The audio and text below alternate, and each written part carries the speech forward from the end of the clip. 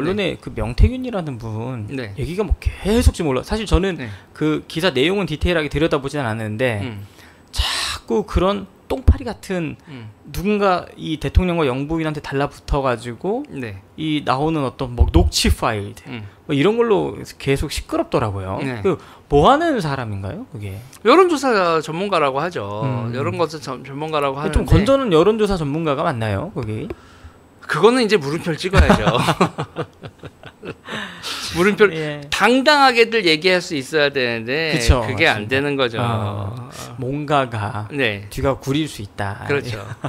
근데 그렇죠. 근데 왜 그렇게 지금 이 나와가지고 그 대통령과 영부인을 이렇게 저격을 하고 있는 건가요? 일단은 네. 시작 자체가 0.63억 이렇게 그러니까 6,300만 원이죠. 네네. 그게 이제 선거법 선거 자금과 관련돼서 네. 이제 그 선거 개정 이렇게 해서 검찰이 수사를 시작했어요. 그 그 검찰이 수사를 하고 난 다음에 이제 명태균 씨가 이제 구명 자기 네. 이제 구명 활동을 시작을 하면서 이제 문제가 생기기 시작하다가 여러 이제 정황들 그러니까 자기가 뭐 김종인하고도 가깝다, 이준석하고도 가깝다, 그리고 대통령하고 여사님하고도 가깝다 이런 것들이 나오면서 네. 자기 살려달라는 걸로 시작한 것 같은데, 근데 이제 정말 많은 사람들이 얽혀 있었죠. 네. 그리고 여기서 이제 이게 더 크게 문제가 되는 거는 그 사무실의 회계 담당자가 그 사무실의 주요 고객 명단하고 회계하고 이거를 전부 다 들고 나왔다는 거예요. 전부 다 들고 나와서 네. 국민의힘 국회의원들 경남의원들 중심으로 네네. 내 고객들은 이러한 사람들이었고 윤석열 대통령 같은 경우에는 3억 5,700이라는 윤석열 대통령 여론조사와 관련된 비용을 썼는데 그 비용을 누가 줬느냐 그러면서 이 비용 받으러 간다 이렇게 되면서 이제 의혹이 물음표가 빡빡빡 찍히기 시작을 하는 상황인 거죠. 참 결국에는 여기 한번 기사 한 번만 읽어보겠습니다. 네. 검찰 명태균, 김영선 전 의원. 사실 김영선 전 의원이 이제 네. 명태균을 소개시켜줬다. 이제 이런 그렇죠. 기사까지 제가 보긴 했었는데 전 의원의 선거법 위반 혐의 적용 않기로 했다. 그렇죠. 이렇게 됐네요. 예. 그러면 이제 또 야당에서는 특검해야 된다고 난리를 치겠죠. 또 특검에서 또 네. 거부하면 이제 또 탄핵 가겠다. 또 이렇게 그렇죠. 뻔한 시나리오로 가겠네요. 그리고 이제 저 상태에서 이제 저는 이제 조용히 가는 게 좋다. 조용히 이제 우리 입장에서는 네네. 야당은 계속 시끄럽게 굴 텐데 맞습니다. 예. 뭐 디펜스한 논리가 디펜스 하면 할수록 궁색해요. 이게 약간 변명하는 것 같고 핑계대는 것 같고. 핑계대는 것 같고. 그래서 이제 제가 이제 보수 진영에 말씀드리는 건 네. 왼쪽도 아주 왼쪽은 대놓고 하잖아요. 그럼요. 김어준 같은 경우에 여론조사 기관 꽃. 예. 그리고 거기는 여론조사 기관인데 뭘 하냐면 구독을 합니다. 그러니까 여론조사 비용을 예. 진영에서 만들어주는 거예요. 그러면 특정 정치인이 자기 여론조사 관련돼서 네. 돈을 지불할 필요가 없어지잖아요. 그러면 알아서 이제 막 여론조사 기관 섭외하고 돈 구해 다니고 그럴 필요가 없게 그냥 어떻게 보면 진영을 위한 서비스를 제공을 해주는 거죠. 그러면 정치하는 사람들이 얼마나 편해지겠어요. 근데 문제는 저런 거 보면 우리 진영의 여론조사고 왜곡돼 네. 있다고 우리가 생각을 하잖아요. 그래서 어떤 특정한 걸 더 그러니까 우리는 여론조사 관련돼서 공정한 걸 원하잖아요. 그럼요. 근데 공정한 걸 원하는데 그런데 또 진영도 원해요. 진영의 여론조사도 원한다고요. 네. 그런데 저쪽은 진영의 여론조사를 아예 대놓고 이제 하는 거고 네. 여기는 그 대놓고 하는 돈의 흐름이라든지 그런 것들을 다 숨기고 하다가 이렇게 나온 거죠. 그러니까 김어준 넌 진영의 여론조사 아니냐 그러면 진영 여론조사 맞아. 우리는 돈 문제 구독으로 해결하고 있고 네네. 뭐 이렇게 해서 돈이나 뭐 실행에 있어서 문제 없어. 뭐 어쩔래? 이렇게 되는 건데 우리는 쉬쉬하다가 네네. 이게 니네 진영의 여론조사 아니야. 근데 여기서 그거는 이렇게 되는 상황인 거죠. 참. 그러니까 우리가 이제 저쪽한테 배울 건 배워야 돼요. 맞습니다. 쟤네들은 제가 그래서 저도 이제 그렇지만 네. 30년 동안 조심했잖아요. 잡혀 들어갈까 봐. 그러니까 잡혀 들어가지 않기 위해서 어떻게 해야 되는지에 대해서 문제 없이 일을 하기 위해서 이제 국정원의 눈, 경찰의 눈, 그걸 다 피해야 검사의 눈, 사회 뭐 이런 거의 눈 그거에 다 적응을 하면서 진화를 한 거예요.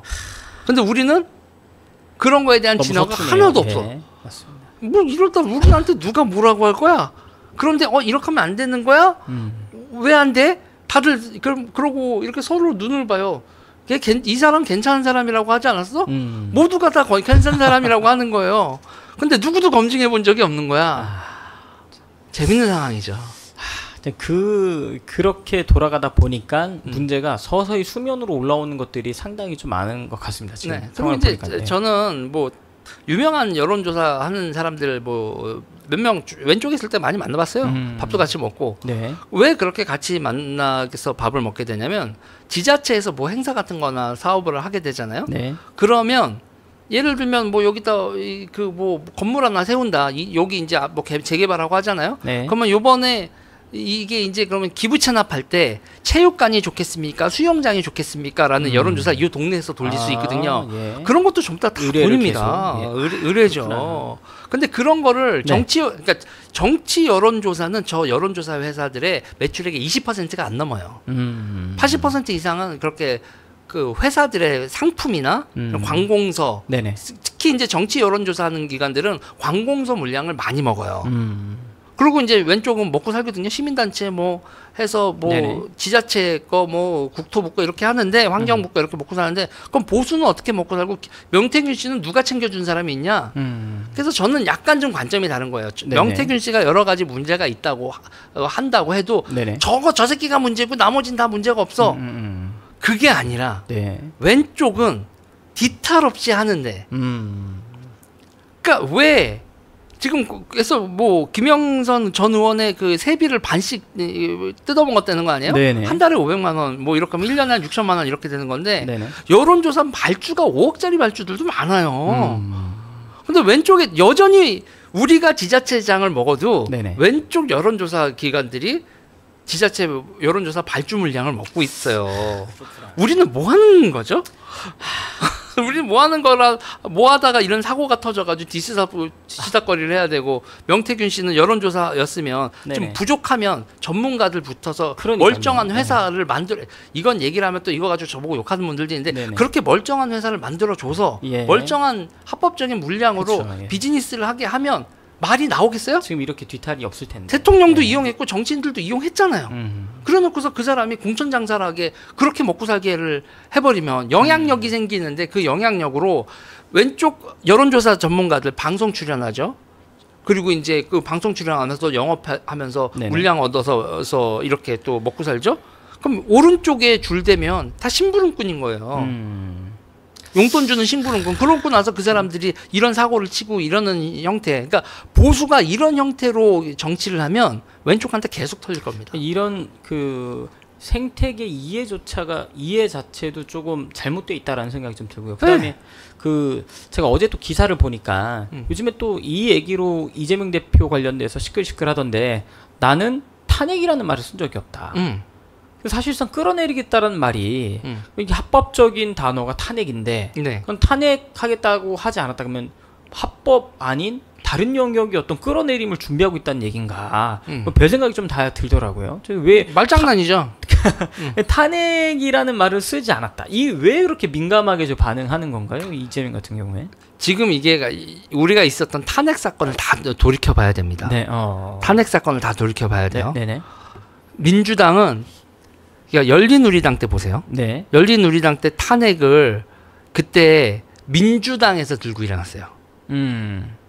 그렇죠? 네네. 민주당에서 들고 일어나가지고 탄핵이 갔단 말이에요. 예. 그러니까 열린우리당 대통령 노무현이 탈당을 맞습니다. 했죠. 예. 민주당 탈당하니까 민주당 사람들이 하니까 그때 한나라당은 딸려갔어요. 그랬다가 한나라당이 선거에서 개피를 받죠. 지금 이재명은 탄핵을 할 때 이거를 이준석 한동훈이 발의해 주길 바래요. 자기네들이 끌려가고 이건 니네의 그렇구나. 내분이야. 예. 저번 2017년 탄핵도 보세요. 그렇구나. 예. 2017년 탄핵에서 앞장섰던 사람들이 친이계였잖아요. 맞습니다. 예. 결국에는 그리고 민주당 애들은 네. 고마워 하고 뜨고 뭐 집안 싸움에서 옆에서 웃으면서 가만히 있다가 그냥 손 안 대고 코를 풀었던 게 그렇죠. 예. 지금 상태에서도 민주당이 그러니까 주도하는 이런 형태로는 안 하는 거예요. 그런데 지금 상황이 너무 안 좋게 돌아가고 있습니다. 그러니까 지금 보면 이 더불어민주당의 이재명도 지금 윤석열 대통령의 이러한 어떤 지금 나오는 얘기들이 사실 탄핵 사유라고 보기는 어렵지만 근데 그런 이제 분위기를 만들어 가는 거잖아요. 이제 문제는 네. 문제는 의료 시스템이 붕괴하면 그러니까 시스템이 붕괴하면 대통령은 엄청난 책임을 져야 되는 건데 그러니까 국민 정서가 이건 대통령이 책임져야 된다 이렇게 될 수 있다는 말씀이시죠. 그러니까 정서의 문제가 아니라 사고가 빵빵 터지는 거예요. 그러니까 지금 이 의료 시스템 내년에 의대 신입생들이 네네. 그것도 이제 말이 많더라고요. 내년에 신입생 4,600명이 예, 또 그 유급했던 사람들이랑 같이 또 수업을 들어야 될 텐데 수업을 안 들어가죠. 이번에 보니까 이 군입대를 해버리더라고요. 그러니까 이게 뭐냐면 더 웃긴 건 이번 신입생들도 이번 정원으로 혜택을 받았던 사람들이잖아요. 그쵸. 그 사람들도 들어오자마자 이 정책 폐지하라는 선배들하고 같이 행동을 하게 된단 말이에요. 이 진짜 골 때리는 상황이 반복되겠네요. 그러니까 이게 멈춰야 되는 겁니다. 그런데 멈춰야 된다라고 하는데 네네. 이게 보수 진영 자체 내에서도 지금 멈춰야 된다는 목소리들이 많아지고 있고 각자의 입장이 있죠. 각자의 입장이 있고 이제 자유통일당 내부에서도 이제 여러 논의들이 있는데 일단은 지금 상황에서 이게 보수 진영 자체가 다 빨려 들어가게 생긴 거예요. 다 빨려 들어가서 모두가 다 죽게 생긴 거죠. 그런데 이제 저는 이제 그게 이 정책이 과연 보수 정책이냐? 그러니까 저도 궁금했던 이거 건 보수 정책이 아니란 말이죠. 사실 이게 문재인 정권 때 이야기 추진했다가 400명 추진했죠. 400명. 예, 추진하다가 반발이 심하니까 쏙 들어갔었잖아요. 근데 이거를 지금 윤석열 대통령을 부추기고 있는 게 누군 건가요, 이게? 모르죠, 아무도. 분명히 누군가 부추기고 있다라고 저는 생각이 드는데. 아니 근데 이거는 저는 그래요. 결국은 대통령이란 자리는 누가 부추겼건 간에 책임을 지는 자리예요. 벅스 스탑 히어라고 돼 있잖아요. 책임은 모두 여기서 나한테 내가 진다. 누가 나한테 건의를 했건 누가 나한테 그 뭐 제안을 했던 간에 결국은 의사결정자가 책임을 지는 건데 지금 환장하는 거죠. 속이 타네요. 그렇죠. 그리고 이제 우리가 솔직히 의사들이 저기 좌파라고 생각하시는 분 별로 없을 거예요. 그럼요. 거의 의사 선생님들이 정광훈 목사님 이렇게 어디 진료나 치료받으러 가시면 너무 좋아하시거든요.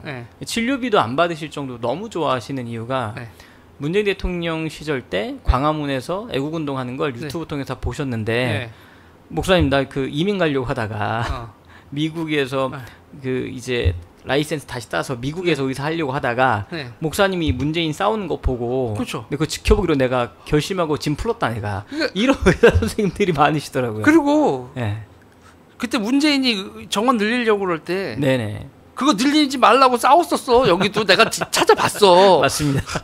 문재인이 늘리는 거 안 됐는데 윤석열이 늘리는 건 되는 거는 아니게 아니라고. 지난번에 우리도 내로남불하면 안 돼. 목사님께서도 방송에서 이제 그 얘기를 꾹꾹 참으시다가 저 많이 참으셨죠. 많이 참으시다가 한마디 이제 하실 거예요. 왜 그 선거 전에 윤석열 대통령이 선거 전에 왜 그런 선택을 했는지 사실. 근데 우리 이렇게 청기누설해도 안 웃나? 여기까지 하겠습니다. 여기까지. 왜 애들 이러는 거야? 왜 애들? 이건 진짜 근데 성대모사 했나? 요게 진짜 빨리 조금 정상화가 돼야 정권도 안정화가 될 수 있다라는 생각이 좀 많이 드는데. 이게 최우선이에요. 그렇구나 참. 그럼 오늘 사실 주제가 학생인권조례 관련된 거거든요. 근데 이 학생인권조례 관련돼서 사실 중요한 게 교육감 선거가 이제 16일에 있지 않습니까? 16일인데 보니까 그 지난번에 말씀해 주신 대로 보수가 단일화를 한다 해도 까봐야 된다. 이거 전혀 유리하다고 생각하면 안 된다. 근데 실제 지금 보니까 1% 미만 차이로 아슬아슬 접전인데 지고 있더라고요. 어떻게 지금 보시는지 좀 궁금합니다. 일단은 이 모든 게 저번 지방선거는 단일화했으면 그냥 이기잖아요. 그러니까는 그 좋을 때 단일화하지 그러슈 이거죠. 충청도 사투리식으로 어제 오지 그러슈. 오늘은 이게 길이 막혀요 이런 거란 말이죠. 그러니까 지금 상태에서 이게 뭐냐면 전반적인 이 진영이 가지고 있는 혼미함이에요. 진영이 가지고 있는 혼미함이고 이렇게 됐을 때 이제 제일 그런 게 보궐선거가 적극선거거든. 적극선거층, 축권, 그러니까 누가 선거하러 나오느냐의 싸움이란 말이에요. 근데 지금 이 보수 진영 자체가 발걸음들이 가볍지가 않거든요. 보궐선거 이거 휴일도 아닌데 이거 그것도 정치인 선거도 아니고 교육감 선거인데 우리가 나가서 누가 선거를 하느냐라고 했을 때 누가 나가겠냐고요. 누가 나가요? 지금 이 광장에 나오시는 이분들이 나가는 거죠. 그런데 이제 저는 되게 웃긴 게 그런 거예요. 그러니까 조전혁 후보에 대해서 보수 진영이 이렇게 얘기할 때 국민의힘이라고 하자고요. 정당들의 지원에서 개혁신당이 조전혁 후보를 간접 지원하는 거 느껴지세요? 아니요. 아니죠. 예, 전혀 없습니다. 국민의힘이 간접 지원하는 거 느껴지세요? 전혀 없습니다. 진짜. 그렇죠. 예. 근데 진짜 느낌이 많이 다른데 저쪽은 민주당이 움직이잖아요. 예. 적극적으로 연대하는 모습이 보여지는데 조전혁 의원은 사실 약간 혼자 고군분투하는 느낌이 좀 강한 것 같네요. 진짜. 예. 이럴 때 등장하는 얘기가 있잖아요. 저 극우 꼴통. 그러니까 보수 주류에서 그러니까 저는 지금 보수가 되게 안타까운 건 우리가 9가지가 달라도 한 가지가 동의하는 게 있으면 그 한 가지 동의하는 걸로 연합을 할 수 있어야 돼요. 예, 맞습니다. 너랑 나랑은 9개가 다른데 한 개가 같으니까 그 한 개가 다른 게 민주당 집권하는 걸 막는 거야. 그러면 대의를 위해서라도 그러면 동맹을 할 수 있는 거거든요. 맞습니다. 그리고 이제 저는 그 아시잖아요, 목사님. 정광 목사님 얘기하실 때 끄덕끄덕 하다가도 그건 아닌데요. 하는. 그런데 이제 중요한 거는 목사님은 그런 걸 다 이렇게 품으시잖아요. 품어도 그치 우리가 그러니까 주사파들이 난리치는 거를 막아야 되고 맞습니다. 민주당 집권하는 걸 막아야 되고 그걸 같으면 같이 가는 거죠. 그걸 막기 위해 윤석열 대통령을 대통령 만들어야 되겠다. 그러면 생각이 좀 다른 사람들이 있다 할지라도 큰 집을 그려야 되는 거죠, 이게. 그러니까 지금 더 웃긴 건 뭐냐면 조전혁은 보수지의 단일 후보인데 제가 단일 후보거나 말거나 별로 관심이 없다. 그러니까 제도권 정당들이 제도권 정당들이 관심 없고 이거를 조전혁 후보를 밀어야 된다고 난리치는 거는 자유통일당이 제일 세력으로 보면 저희는 막 기자회견 촬영해드리고 막 뒤쫓아가고 막 하고 있거든요 지금. 그러면 또 그걸 가지고 저쪽에서는 또 뭐라고 그래요? 뉴라이트 극우 꼴통이다 이렇게 또 프레임 짜고 나오잖아요. 한번 올려주세요. 크리스천 투데이에 나온 기사인데 대국본이 대한민국 바로세우기 국민운동본부 저희 이제 팀에서 나가서 서효시 교육감 선거 조전혁 후보 지지선언 해가지고 기자회견도 준비해드리고 그다음에 장비부터 촬영까지 되게 다 세팅을 해드렸거든요. 이게. 그러니까 지금 여기서 사실 되게 웃긴 게 뭐냐면 실무 조직이 여기만큼 돌아가는 데도 없어. 아니 되게 웃겨서 저런데 현수막 하나 하고 마이크 준비하고 차량 동원하고 사실 어려운 거 아니거든요. 어려운 건 아닌데 여기는 상시 대기돼 있잖아요. 맞습니다. 딴 데는 렌트해야 되는데 여기는 그냥 교회 앞에 있는 거 끌고 나가면 되잖아요. 저희 그 세팅이 딱 차려져 있어가지고 계약서 쓰고 보험 쓰고 그거 한번 렌트하려고 하면 또 맞습니다. 몇 시부터 몇 시까지 어디에 반환해야 되고 그런 거 없잖아. 저희는 없죠. 그리고 운전기사 뭐 또 이거는 그냥 항시 대기잖아요. 저희는 한 사람이 저 장비 다 들고 가서 운전까지 하고 다 하고 돌아옵니다. 그렇죠. 그게 이제 우리가 이제 예비군과 상비군의 차이인데. 그런데 여기서 이제 상비 전력으로 이렇게 하면서 선거 지원을 하고 이러는데 어떻게 제도권 정당들이 조전혁 후보에 대해서 이렇게 대면대면 그 주류 언론들도 그렇잖아요. 맞습니다. 그 보면 주류 언론에서 그러니까 저는 기가 막힌 겁니다. 그래서 제가 이걸 보면서 저는 이제 또 여기 우리 또 여기서 우리 팀 중에서 약간 그 포메이션이 다른 게 또 이제 주류 제도권 공무원들 이런 건 이제 제가 많이 만나고 다니잖아요. 와, 그 사람들이 가지고 있는 그 자기들과의 달라. 우리는 자유통당 세력하고 우리는 다르지. 이런 거 있잖아요. 그래서 나는 보수가 놀라운 게 뭐냐면 뭐 하나만 달라도 콩가루가 돼. 그래서 지금 조전혁 후보는 그러니까 단일 후보인데 단일이 아닌 단일 대우로 밀어주고 있는 후보가 아닌 게 돼요. 그래서 저는 이 분열을 극복하고 단일화하고 이번에 이게 이제 선거를 완주한 다음에도 저번에 단일화 못한 거에 대해서 아무도 책임 안 졌거든요. 맞습니다. 그리고 이번에도 이 선거 관련돼서 이기든 지든 간에 우리 진영 자체가 반성해야 된다. 이러면 안 된다라는 거. 그리고 우리가 10개가 달라도 1개가 같으면 네. 연합하고 세를 규합해야 된다라는 그 훈련부터 해야 될 것 같아요. 여긴 그게 안 돼요. 그 보니까 그래도 이번엔 박선영 네. 전 의원 같은 경우에는 네. 기사 나온 내용 보니까 정근식 선거운동 정치 노르마를 하고 있고 네. 조전혁 의원의 희생과 헌신과 뜻을 받들어서 네. 서울 교육을 정상화하는 데에 한 표를 네. 더해달라 이제 이런 메시지까지 내는 거 보니까 그래도 그 내부적으로는 고맙죠. 네 사실 이 진짜 단일화가 너무 안 됐었고 네. 그다음에 지지율도 굉장히 높게 나오셨었잖아요. 그렇죠. 20% 넘게 나왔었었는데 네. 이번에는 그래도 양보를 해서 힘을 모아주신 것만 해도 1단계는 그래도 잘 통과를 한 것 같은데. 근데 제가 질문이 있어요. 예. 요번에 이기는 선거였으면 네네. 저번에는 이기는 선거였는데 단일화가 안 됐죠. 네네. 요번에는 어려운 선거니까 단일화가 또 잘 되네. 이게 참 정치공학적으로 참 어렵습니다. 네, 여기까지만. 네, 알겠습니다. 그리고 이번에 그 주제가 사실 학생인권 조례였는데요. 네. 조전혁 그 후보 같은 경우에는 내가 서울시 교육감이 당선이 되면 이 학생인권 조례 이런 거는 다 폐기시켜야 된다라고 입장을 분명히 밝혔거든요. 네. 이거 어떻게 좀 생각을 하십니까? 일단 학생인권 조례의 가장 큰 문제는 목사님 학교 다닐 때 선생님이 가방 깐 적 있어요?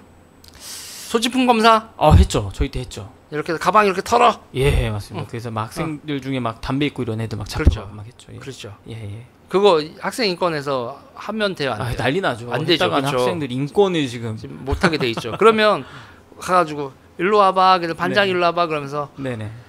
반에서 애들 패는 애 누구야? 선생님들이 그거 하잖아요. 예. 선도부라고 있는 거 있었나요? 그렇죠. 이렇게 완장 차고 이렇게 돌아내고 선배들이 와가지고 맞습니다. 3학년 선배 잡아가고 그렇죠. 그래서 2학년 1진과 3학년 선도부의 혈전 뭐 이런 거 있잖아요. 근데 지금 상태에서는 제가 이런 말씀을 왜 드리냐면 선생님들이 학생들을 향해서 일명 정보 활동을 못 해요. 캐 묻고 다니고 네네. 누가 누구랑 친하니 누가 누구한테 괴롭히는 거 있니 이런 거를요. 학생들이 선생님한테 고발을 할 수 있는데 선제적으로 학생들 사이에서 그런 걸 선생님이 정보 활동을 못 한다고요. 그러면은 어떻게 되냐? 그러면 거기가 어떻게 되겠어요? 정글이 됩니다. 네. 그러니까 인간도 포유류예요. 인간은 포유류고 집단 생활을 하는데 이 집단 생활을 하는 포유류는 항상 뭐가 있냐면 서열을 정합니다. 서열을 정하는데 우리가 남자 학교 다녀보시거나 이러면 다 알잖아요. 선생님 안 계시면 선생님이 계셔도 우리는 서열을 정하잖아요. 네, 맞습니다. 서열을 정하는데 지금 상태에서 이 일진들이 가지고 있는 여기서의 그 전권 그리고 그 일진들이 그냥 단순히 주먹 쓰는 일진이 아니라 일진 비즈니스를 하죠. 네. 일진 비즈니스가 이제 제일 문제가 되는 게 첫 번째로 스포츠 그러니까 불법 도박, 불법 스포츠 토토 이런 거, 불법 도박, 온라인 도박, 불법 토토 이런 거를 친구들한테 팔죠. 친구들이 하게 만들어서 자기네들이 그거로 돈을 번다거나 제일 심한 거는 또래포주죠. 그러니까 또래포주가 뭐냐면 자기 그 동네 그 동년배를 이렇게 알선하고 수수료 받고 이런 또래포주와 그러니까 도박과 매춘을 학생들이 거래를 하는 거죠. 진짜 말도 안 되는 일들이 참. 올려주세요. 네. 2데일리에서 나온 기사인데요. 설마 내 아이가 청소년 10명 중에 4명이 불법 도박을 해봤다. 되게 심각합니다. 진짜. 그러면 청소년들은 어디서 계도해야 돼요? 학교에서 계도해야 되죠. 선생님들이 이제 가장 많은 시간 있는데 학교에요. 선생님들이 물어는 볼 수 있죠. 불법 도박 해본 사람. 그런데 누가 불법 도박하는지 감시하겠어. 근데 예전에는 그게 안 되죠. 그 학생인권 조례나 이런 게 없었을 때에는 정말 선생님들이 무서웠거든요. 그러니까 권력 서열 1위가 누구였어요? 한 선생님이죠. 네, 맞습니다. 선생님 권력 서열이 있고 그 다음에 일진인 건데 학생주인 선생님 정말 무서웠었는데 지금은 일진이 선생님보다 권력이 더 있어요. 되려 학생들이 선생님을 괴롭히는 시대가 돼버렸잖아요. 그래서 선생님들은 방어적이 되죠. 요즘에 보면 선생님들 참 불쌍하다는 생각이 들더라고요. 그러니까는 학생 인권은 있는데 교권은 없는 거죠. 제가 한 10여 년 전쯤인가 15년 전쯤에 이제 저희 교회에 교감 선생님이 한 분 계셨거든요. 고등학교의 교감 선생님. 그래서 CA 특별활동이라는 게 있잖아요. 그래서 그 특별활동에 CA 선생님으로 좀 와달라고 추천을 받아서 제가 한 1년 정도 가서 이제 CA 특별활동 선생님으로 들었던 적이 있었거든요. 네. 일주일에 한 2시간씩 수업을 하는데 네. 와, 저 학생인권조례가 이렇게 사람 열받게 하는지 진짜 몰랐습니다. 들어갔더니 네. 수업을 시작했는데도 불구하고 자기들끼리 떠들고 장난치고 놀다가 네. 제 말 아예 듣지를 않는 거예요. 네. 그래서 제가 너무 화가 나갖고 책상을 쪽으로 딱 치면서 네. 야, 니네 선생님들은 학생인권조례다 뭐다 해서 학교에서 쫓겨날까봐 아무 말 못하지만 나는 나가라 그러면 나가면 돼, 나와 해가지고 막 그 훈계를 막 한참 몇 시간 거의 한 시간 동안 훈육을 했거든요. 네. 그 다음 2교시 수업 때부터 90도로 인사를 하더라고요. 이게 훈육이라는 게 진짜 필요한데 네. 학교에 다 망가뜨리고 있습니다, 진짜. 그렇죠. 이게 벌써 이 좌파들이 장악한 지가 10년이 넘은 거잖아요. 네. 이제 그러다 보니까 뭐 학생이 선생님을 때렸다라는 기사가 어렵지 않게 찾아볼 수 있고. 그렇죠. 이게 심각한 것 같아요. 네. 그러니까 학생 인권 조례에서 그래서 학생들이 좋냐? 그러니까 학생들 개판되고 그리고 학생들은 일진한테 시달리고. 그러니까 애들을 정글 속에 던져버리게 돼요. 그러니까 기본적으로 학교에서 교육이 네. 되려면 예. 권력 서열은 정리를 해줘야 돼요. 질서에 대한 교육이 그렇죠. 필요하죠. 예. 선생님에 대한 권위 네. 그리고 이제 그런 나쁜 짓을 그러니까 지금 돼서 학교에 경찰이 들어가야 되냐 이런 얘기까지 나오는 시대 아닙니까? 참. 심각합니다. 이런 거를 이렇게 돼서 이제 사회적으로 그리고 제가 되게 놀랐었던 게 불법 도박 추적할 때 되게 놀랐던 게 네. 25살짜리 고등학생인 거예요. 고등학생이요? 네. 25세 고등학생이에요? 네. 계속 유급을 당하는 겁니다. 와. 학교에서 영업하려고. 일부러 졸업을 안 하고 계속 거기가 이제 영업장인 거네요. 네. 그러다가 이제 되다가 네. 유급당하고 네. 복학하고 유급당하고 복학하고 유급당하고 복학하고. 와. 지금 올려주세요. 이거 이게 심각합니다. 이거 무인증 베팅. 네. 그러니까 인증 없이 베팅이 가능하다. 불법 도박 사이트 85%가 성인 인증 문턱도 없었다. 그러니까 대부분이 학생들이 이렇게 많이 할 수 있다는 얘기잖아요. 그러니까 우리 때 어렸을 때는 해가지고 야 동전 100원씩 올려놔 해서 일면 삥 뜯는 거였잖아요. 네네네. 그러니까 삥 뜯는 건 낭만의 시절이었다니까요. 그거는 비즈니스가 아니잖아요. 그럼요. 근데 지금은 네. 일진 비즈니스의 시대예요. 그러니까 학생들이 이걸로 돈을 벌고 있는 거잖아요. 그렇죠. 그러고 나서 이제 나가서도 그러고 많이 버는 학생들은 한 달에 1,500만 원씩 버니까. 학생들이 도박을 해서 한 달에 1,500만 원씩. 그러니까 일진을 하고 나서 사회에 나가서도 계속 일진 비즈니스가 계속 이어지는 거예요. 그래서 그런 게 네. MZ 조폭이라는 게 생겼고. 계속 토사장이 나오는 거죠. 그러니까요. 그러니까 이 20대 후반, 30대 초반에 몸에 문신을 하고 타워 팰리스 같은 데서 살아가고 네. 막 이 외제차 끌고 돌아다니면서 네. 낮에는 퍼들어 자고.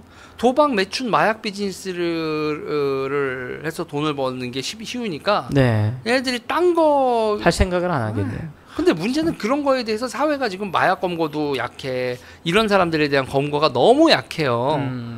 그러니까 애들 중에 지금 청소년들 지금 공부 못하는 이렇게 표현하면 그렇고 네. 조금만 서울 외곽으로만 나간 학교들 있잖아요. 네네. 이제 입학률 떨어지고 이런 학교들에는 네. 저런 애들이 제일 출세한 애들입니다. 진짜 심각하네. 네, 그러고 나서 이제 20몇 살때 벤치 타고 네. 등장을 하고 외제차 타고 등장을 맞습니다. 하고 그러면서 뭐 하냐? 거들먹거리는 거죠. 그렇게 이 다음 세대들이 인생의 비전이 그런 인생으로 전략해버리면 10년 뒤, 30년 뒤, 50년 뒤에 대한민국의 미래는 뻔한 거 아니겠습니까? 그러니까 이렇게 해서 자기가 그 영업망을 가지고 있는 거 아니에요. 자기 네. 동네에서 누구 있고 어디로 갔고 그리고 얘네들이 결국은 네. 아까 그런 비즈니스에다가 사채업하고 건물주 한단 말이에요. 와, 이 기자 참 사이버 도박을 즐긴 청소년 1,000명 검거.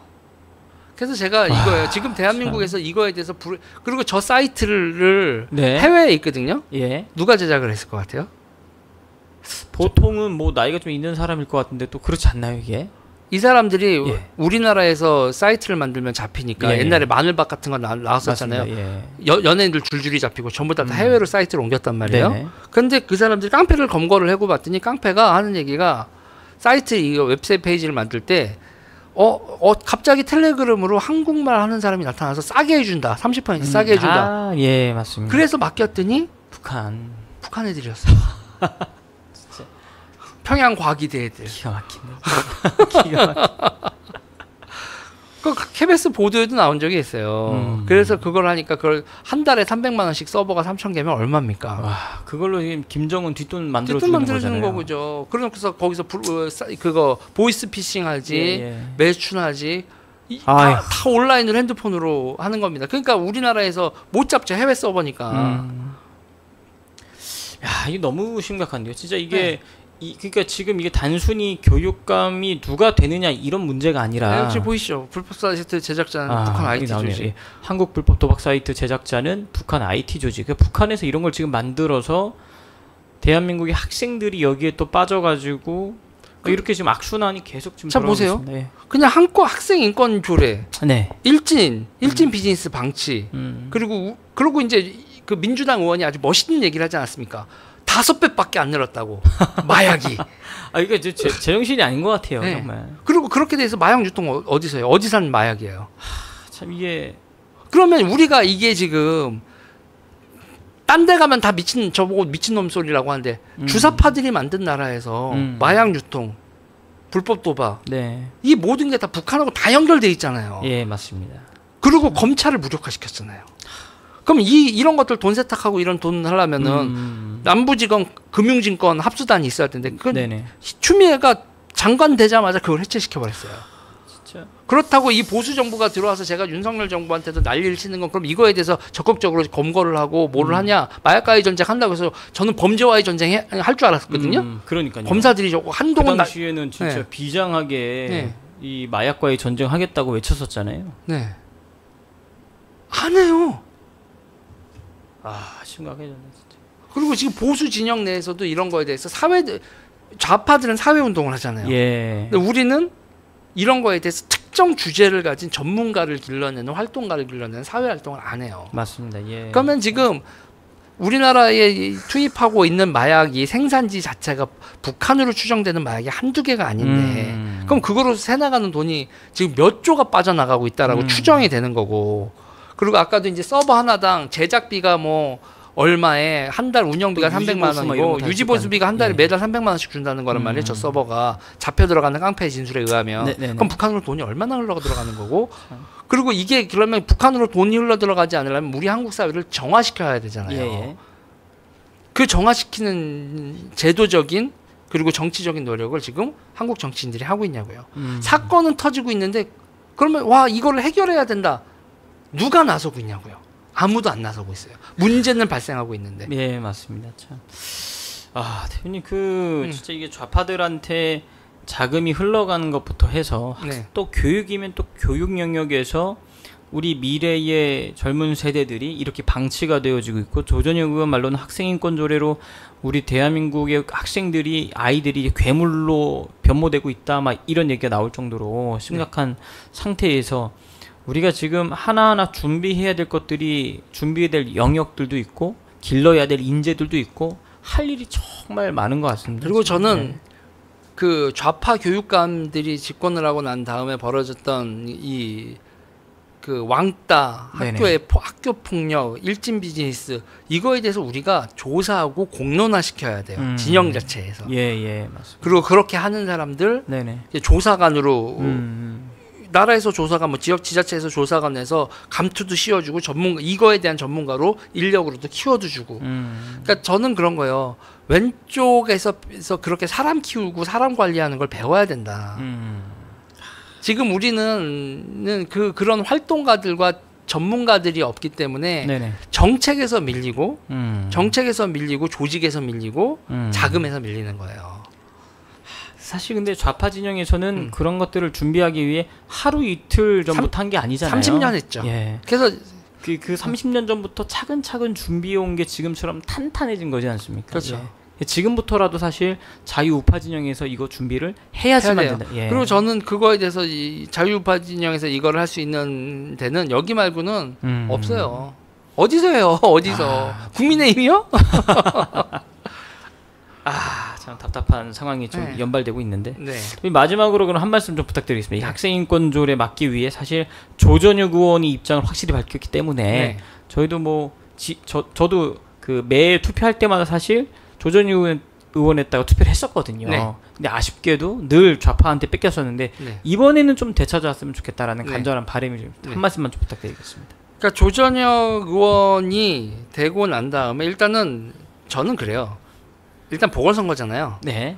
얼마 안 남았어요. 네, 그러니까 지금은 뭘 할 수 있는 게 없어요. 나머지 임기 기간 동안에 뭘 할 수 있는 건 없는데 예. 이럴 때 제가 꼭 부탁하는 게 있습니다.